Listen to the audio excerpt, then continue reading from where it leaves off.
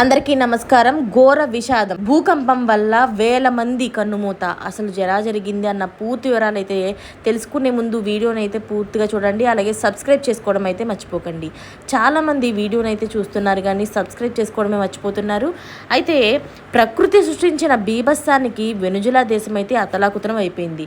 Back to back సంభవించిన భయంకరమైన భూకంపాల దాటికి దేశవ్యాప్తంగా వందలాది భవనాలైతే కుప్పకూలిపోవడంతో ప్రభుత్వం దేశంలోని అత్యవసర పరిస్థితిని అయితే అంటే స్టేట్ ఆఫ్ ఎమర్జెన్సీని ప్రకటిస్తూ సంచలన నిర్ణయం అయితే తీసుకుంది.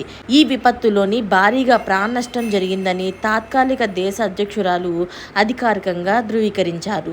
ప్రభుత్వ జాతీయ టెలివిజన్ ద్వారా ఆమె దేశాన్ని ఉద్దేశించి మాట్లాడుతూ భూకంపం కారణంగా తమ కుటుంబ సభ్యులనైతే కోల్పోయిన వారందరికీ కూడా తీవ్ర సంతాపం తెలియజేశారు.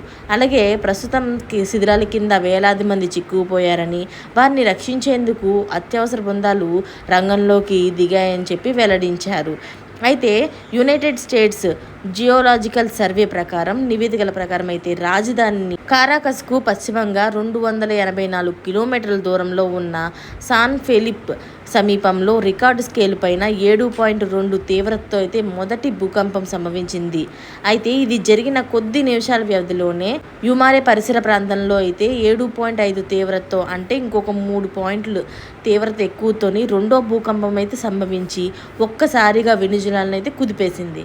నేషనల్ సెంటర్ ఫర్ సిస్మాలజీ ప్రకారం కేవలం 15 కిలోమీటర్ల లోతులోనే ఈ ప్రకంపనలు అయితే కేంద్రీకృతం కావడం వల్ల విపత్తు తీవ్రత మరింతగా పెరిగింది. భూకంప తీవ్రత దృష్ట్యా దేశవ్యాప్తంగా సహాయక చర్యలు అయితే వెనుజులా ప్రభుత్వం పూర్తి స్థాయిలోని ముమ్మరం చేసింది.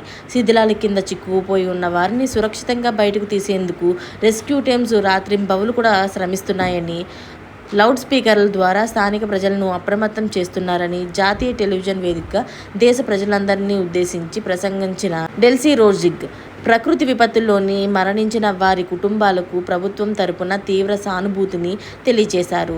అయితే ఖచ్చితమైన మృతుల సంఖ్యను వెల్లడించడానికి మరికొంత సమయం పడుతుందని ఆమె వివరించారు. తీవ్ర నష్టం ప్రభావంతో మరణాల సంఖ్య భారీగా ఉండవచ్చని యుఎస్జిఎస్ అంచనా అయితే వేస్తుందని విపత్తు ప్రభావం తీవ్రంగా ఉందని దాదాపుగా 10,000 నుంచి 1,00,000 వరకు ప్రాణ నష్టం జరిగే అవకాశం ఉందని నిపుణులైతే ముందస్తుగా అంచనాలు వేస్తున్నారు.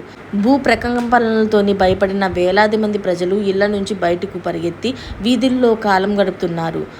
భవనాలు దెబ్బతిన్న మార్గంలోనే శిథిలాలు పేరుకుపోవడంతో సహాయక వాహనాలు ఘటనా స్థలాలకు చేరుకోవడానికి ఆటంకాలు ఎదురవుతున్నాయి. ఏది ఏమైనప్పటికీ కూడా ఇంతమంది ప్రాణాలకు ప్రమాదం కలిగింది అంటే ఇది చాలా బాధాకరమైన విషయం అని చెప్పుకోవచ్చు. వాళ్ళందరికీ కూడా చిన్న చిన్న గాయాలతో తప్పించుకోవాలని కోరుకుంటూ మరిన్ని లేటెస్ట్ అప్డేట్స్ కోసం ఛానల్ని సబ్స్క్రైబ్ చేసుకోవడం అయితే మర్చిపోకండి. Thanks for watching friends.